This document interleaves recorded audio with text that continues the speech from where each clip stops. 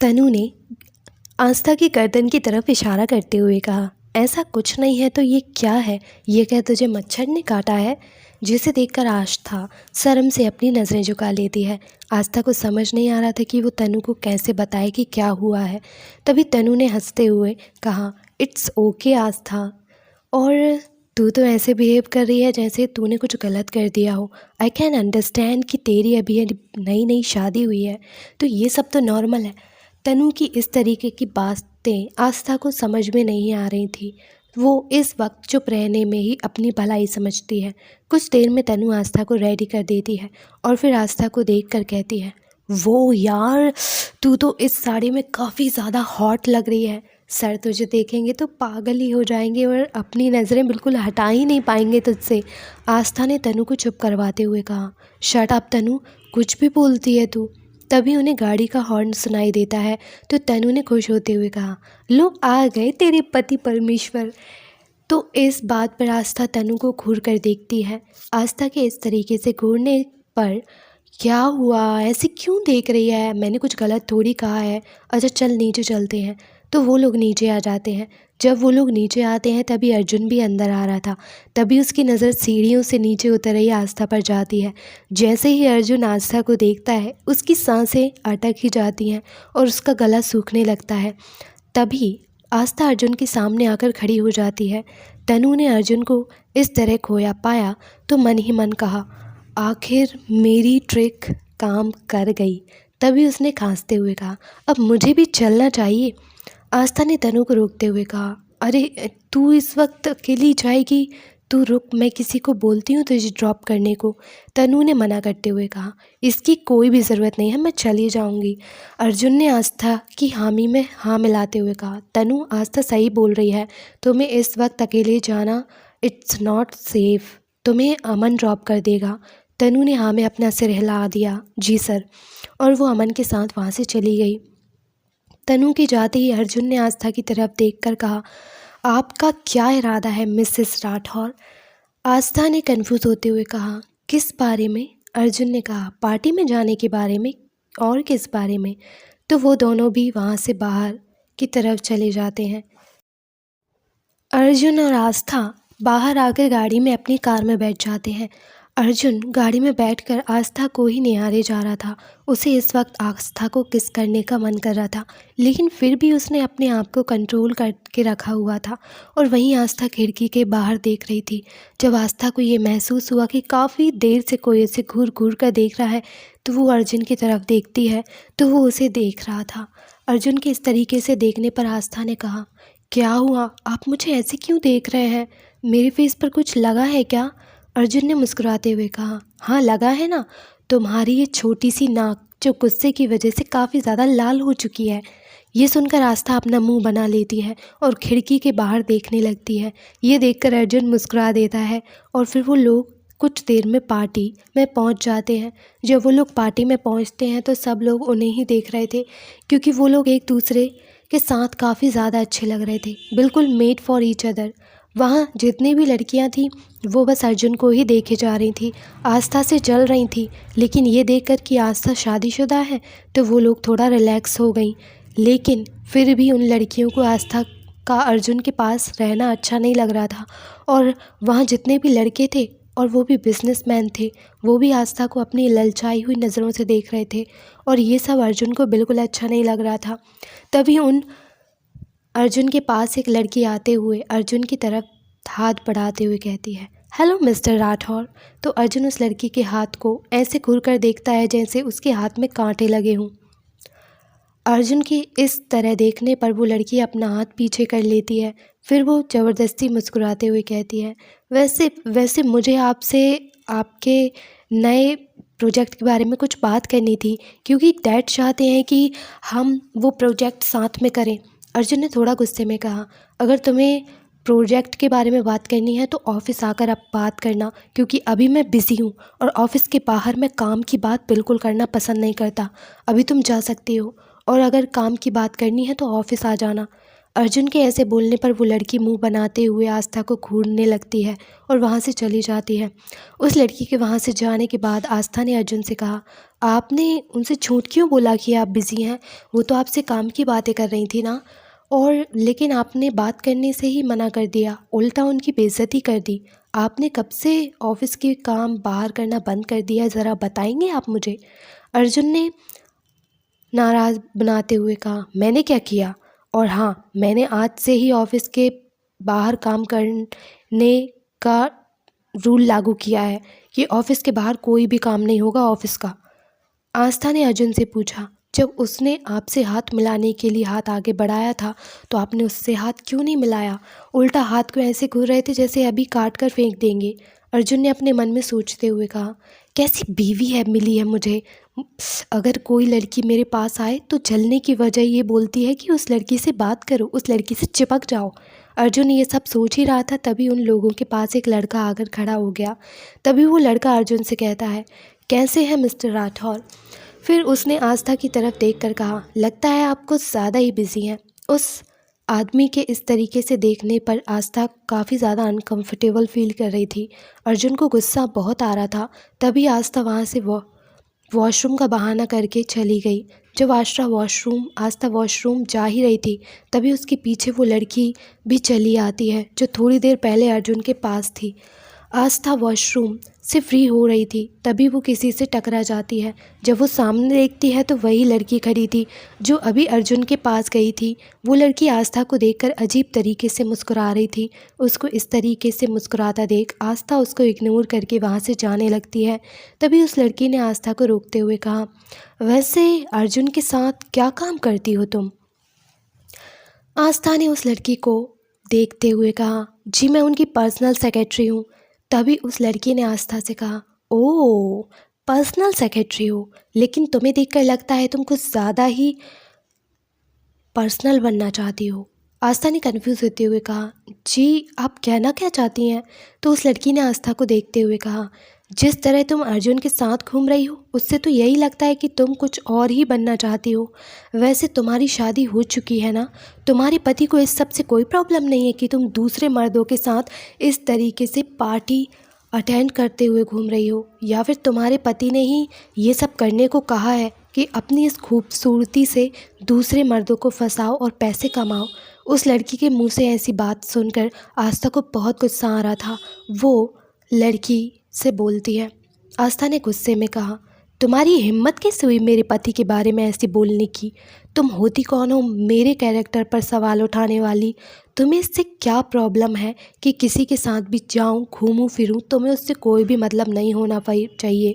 तुम्हें इस बात से जलन हो रही है कि अर्जुन सर ने तुम्हें ज़्यादा भाव नहीं दिया है ना? I am right? तभी उस लड़की ने गुस्से में कहा, हाउ डेयर यू, तुम्हारी हिम्मत कैसे हुई मुझसे इस तरीके से बात करने की? तुम जानती नहीं हो मैं कौन हूँ। अगर मैं चाहूँ तो 2 मिनट में तुम्हें यहाँ से बाहर फेंकवा सकती हूँ। आस्था ने मुस्कुराकर कहा, मुझे ये जानने में कोई भी दिलचस्पी नहीं है कि आप कौन हैं। और रही बात मुझे यहाँ से बाहर फेंकवाने की, तो आप सपने में भी नहीं फेंकवा पाएंगी। ये ख्याल अपने दिमाग से बिल्कुल निकाल दीजिए कि मैं इस पार्टी से बाहर जाने वाली हूँ। इतना कहकर आस्था वहाँ से चली गई। तभी उस लड़की ने गुस्से में कहा, बहुत उड़ रही हो ना? जब मैं तुम्हें बताऊंगी, अगर तुम्हें तुम्हारी जॉब से ना निकलवा दिया तो मेरा नाम भी टीना कपूर नहीं, और अर्जुन खुद तुम्हें इस जॉब से निकालेगा। और अर्जुन से अपनी बात मनवाने के लिए सबसे पहले उसे अपना बनाना पड़ेगा मुझे। ये बोलकर उसके फेस पर एक डेविल स्माइल आ रही थी। उधर जब आस्था वॉशरूम से अर्जुन के पास जाती है, हड़बड़ाते हुए जा रही थी। जब वो अर्जुन के पास पहुंचती है तो अर्जुन उसे देखकर कहता है, क्या हुआ, इतने गुस्से में क्यों लग रही हो? किसी ने कुछ कहा क्या तुम्हें? आस्था ने ना में अपना सिर हिलाकर कहा, नहीं किसी ने कुछ नहीं कहा। अर्जुन और आस्था एक दूसरे से बात कर रहे थे। तभी उनके पास एक वेटर आता है तो वो उन लोगों को ड्रिंक ऑफ़र करता है, जिसे अर्जुन बिना उस वेटर की तरफ ध्यान दिए उस ड्रिंक को उठा लेता है और आस्था से बात करते हुए ड्रिंक पीने लगता है। अर्जुन को वो ड्रिंक पीते देख किसी के चेहरे पर एक खतरनाक स्माइल थी, और वहीं उस ड्रिंक को पीने के बाद अर्जुन को अजीब फील हो रहा था। उसे ये समझने में बिल्कुल देर नहीं लगी कि किसी ने उसकी ड्रिंक में कुछ ना कुछ ज़रूर मिलाया है। अर्जुन ने आस्था से कहा। आस्था चलो यहाँ से। तो आस्था उससे पूछती है, क्या हुआ सर?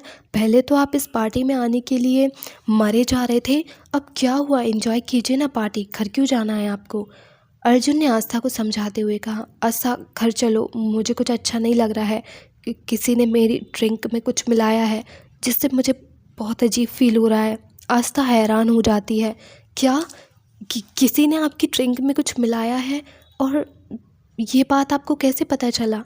अर्जुन ने बेचैन होते हुए कहा, बस मुझे पता चल गया, प्लीज़ यहाँ से चलो, इससे पहले कुछ बहुत बड़ी प्रॉब्लम हो जाए। आस्था ने आपने हाँ में अपना सिर हिलाया। ओके फाइन चलिए। और वो अर्जुन को वहाँ से लेकर चली जाती है। जब वो लोग बाहर पहुँचते हैं तभी उनके पास टीना आ जाती है। टीना ने अर्जुन को देखकर कहा, क्या हुआ अर्जुन, तुम आर यू ओके? चलो मैं तुम्हें घर छोड़ देती हूँ। और टीना अर्जुन का हाथ पकड़ने लगती है।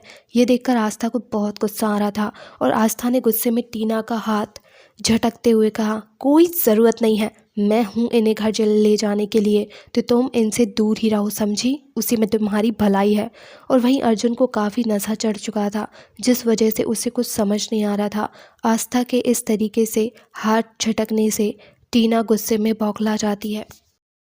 आस्था के इस तरीके से हाथ झटकने से टीना को बहुत गुस्सा आता है। टीना ने गुस्से में दांत पीसते हुए कहा, लिसन मिस सेक्रेटरी, अपनी औकात में रहो, ज़्यादा हवा में उड़ने की ज़रूरत नहीं है। मैंने कहा ना कि मैं अर्जुन को घर छोड़ दूंगी। आखिर हम दोस्त हैं, अगर उसे पता चला कि तुमने मुझे उसे घर छोड़ने से रोका है तो वो तुम्हें जॉब से निकाल देगा। आस्था ने टीना से चिढ़ते हुए कहा, आपको मेरी चिंता करने की बिल्कुल ज़रूरत नहीं है। और रही बात आपके दोस्त होने की, तो वो मैं पार्टी में देख ही चुकी हूँ कि आप कितनी अच्छी दोस्त हैं सर की। अर्जुन को ये सब देख बहुत गुस्सा आ रहा था, पर नशे में होने की वजह से उसका दिमाग काम ही नहीं कर रहा था। तभी पता नहीं अर्जुन को क्या हुआ, वो एकदम से आस्था का कमर से पकड़कर अपनी तरफ खींच लेता है और एकदम से उसके होंठों पर होंठ रख देता है। अर्जुन की इस हरकत से आस्था तो शॉक्ड हो जाती है और वहीं टीना तो ये सब देखकर आग बबूला हो चुकी थी। फिर वहाँ से पैर पटकते हुए चली जाती है। और वहीं अर्जुन की किस काफ़ी ज़्यादा डीप और पैशनेट होती जा रही थी, जिससे आस्था को अर्जुन पर गुस्सा आ रहा था, क्योंकि वहाँ से आते जाते लोग उन्हें ही देख रहे थे। वैसे वहाँ अंधेरा था तो किसी को उन लोगों के चेहरे दिखाई नहीं दे रहे थे, पर कोई कपल एक दूसरे को किस कर रहा है, लोग साफ साफ देख रहे थे। तभी वहाँ अर्जुन का ड्राइवर उसकी गाड़ी लेकर पहुँच जाता है, तो आस्था अपनी पूरी ताकत लगाकर अर्जुन को अपने आप से दूर करती है और ले जाकर गाड़ी में बैठाती है। फिर आस्था ने ड्राइवर से चलिए यहाँ से। और वहीं जब अमन तनु को छोड़ने उसके घर जा रहा था तो रास्ते में उसकी गाड़ी खराब हो जाती है, जिसे देखकर तनु ने अमन को टोंट मारते हुए कहा, आपके पास कोई दूसरी गाड़ी नहीं थी जो इस खटारा में लेकर मुझे आ गए आप? अब तो लगता है सुबह ही घर पहुंचूंगी, मुझे आपके साथ आना ही नहीं चाहिए था।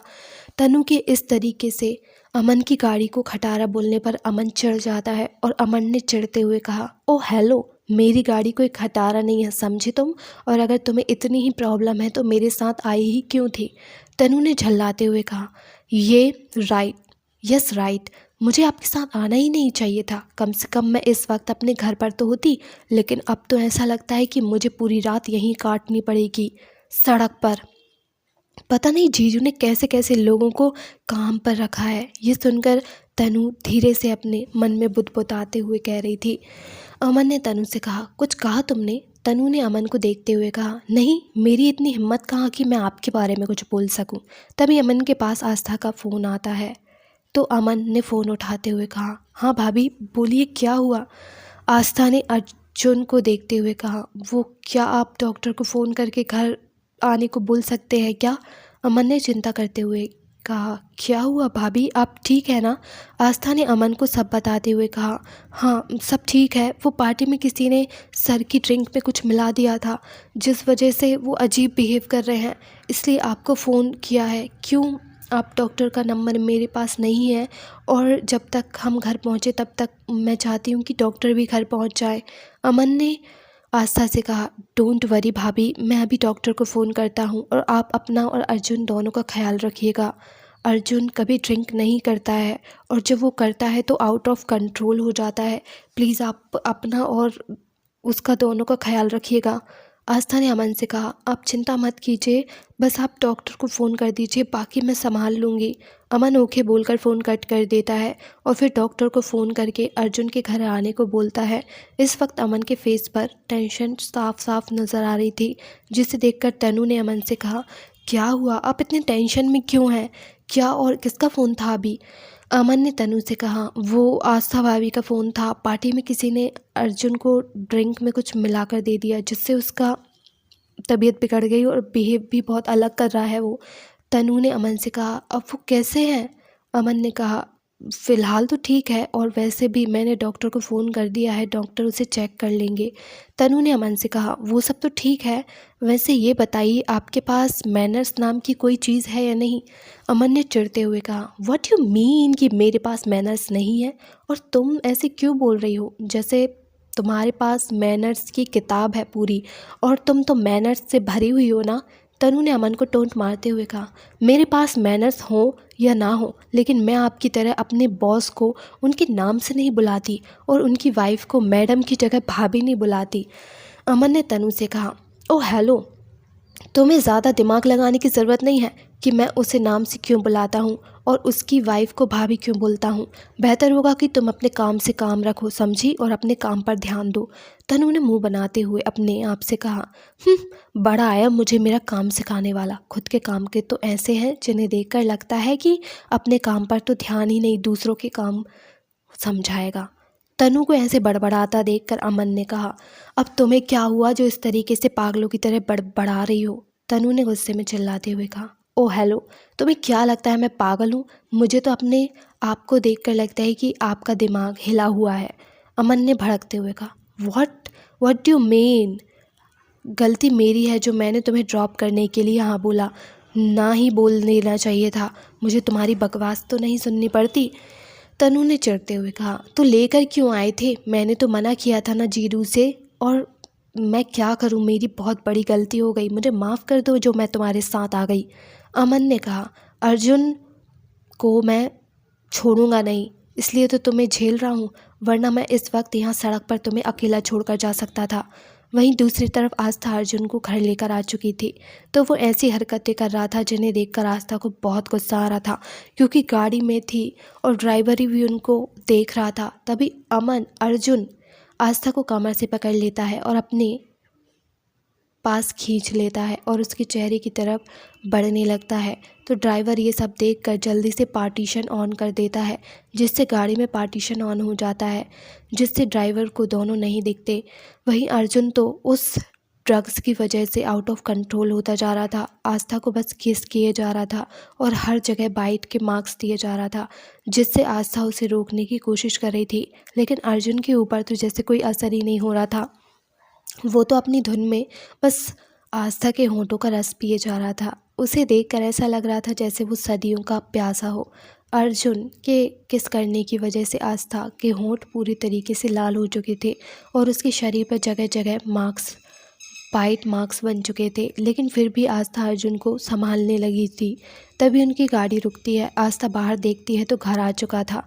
फिर आस्था ड्राइवर की मदद से अर्जुन को घर के अंदर ले जाती है, जहां डॉक्टर पहले से ही मौजूद थे। अर्जुन को अंदर लाने के बाद उसे रूम में लेकर जाते हैं और बेड पर लेटा देते हैं। डॉक्टर अर्जुन को चेक करने लगते हैं। जब डॉक्टर अर्जुन को चेक कर रहे थे तब आस्था वहाँ से बाहर चली जाती है, तो सुमित्रा आंटी उसके पास आती हैं। उन्हें आस्था की हालत देखकर बहुत बुरा लग रहा था, क्योंकि इस वक्त आस्था की हालत काफ़ी ज़्यादा ख़राब थी। उसके बाल बिखरे हुए थे और होंठ सूज चुके थे और शरीर पर जगह जगह वाइट मार्क्स बने हुए थे। सुमित्रा आंटी ने आस्था को देखते हुए कहा, बेटा तुम ठीक तो हो ना? आस्था ने सुमित्रा आंटी से कहा, जी आंटी मैं बिल्कुल ठीक हूँ। अर्जुन के रूम का डोर खुला तो सुमित्रा आंटी और आस्था दोनों उसी तरफ देखते हैं, तो डॉक्टर रूम से बाहर आ जाते हैं, जिससे वो दोनों डॉक्टर के पास चली जाती हैं। आस्था ने डॉक्टर से पूछा, डॉक्टर अब उनकी तबीयत कैसी है? डॉक्टर ने आस्था को देखकर कहा, जी आप कौन? मैंने आपको पहले कभी देखा नहीं। डॉक्टर की बात सुनकर आस्था अटकते हुए कहती है, जी वो मैं उनकी वाइफ हूँ, क्योंकि उसे समझ नहीं आ रहा था कि वो क्या बोले। आस्था की बात सुनकर डॉक्टर तो हैरान रह जाता है, क्योंकि इतने बड़े बिजनेस टाइकून की शादी हो गई है और किसी को भनक भी नहीं लगी। तभी डॉक्टर ने अपने ख्यालों को झटक कर कहा, देखिए मिस्टर राठौर को ड्रग्स का काफ़ी हाई डोज दिया गया है, जिससे उनके शरीर में एक अजीब सी गर्मी पैदा हो गई है, जिसे वो चाह कर भी शांत नहीं कर पा रहे हैं और जिस वजह से वो ये सब कर रहे हैं। लेकिन चिंता की कोई बात नहीं है, अभी मैंने उन्हें दवाई दे दी है जिससे वो थोड़ी देर में शांत हो जाएंगे। तब तक आपको उनका ध्यान रखना होगा। वैसे मिसेस राठौर, मुझे लगता है कोई चाहता था कि मिस्टर राठौर अपना कंट्रोल खो दें और वो उनके साथ, आई होप यू अंडरस्टैंड मैं क्या कहना चाहता हूँ। ये बोलकर डॉक्टर वहाँ से चले जाते हैं और आस्था अपने रूम में चली जाती है। जब आस्था रूम में पहुँचती है तो देखती है अर्जुन को काफ़ी ज़्यादा बेचैनी हो रही थी और वो अपने कपड़े उतारने की कोशिश कर रहा था। आस्था ने अर्जुन के पास जाकर कहा, क्या हुआ सर, आप ठीक तो है ना? तभी अर्जुन ने बड़बड़ाते हुए कहा, इट्स वेरी हॉट, मुझे बहुत गर्मी लग रही है यहाँ पर। और उठते हुए वॉशरूम की तरफ जाने लगता है, जिसे देखकर आस्था उसको संभालते हुए वॉशरूम ले जाती है। वहाँ पहुंचकर अर्जुन शावल खोलकर उसके नीचे खड़ा हो जाता है और भीगने लगता है और वहीं आस्था भी उसे संभालते हुए खड़ी थी, जिससे वो भी भीग चुकी थी और उसके शरीर से पानी की बूंदें टपक रही थी जो अर्जुन को और ज़्यादा मदहोश कर रही थी।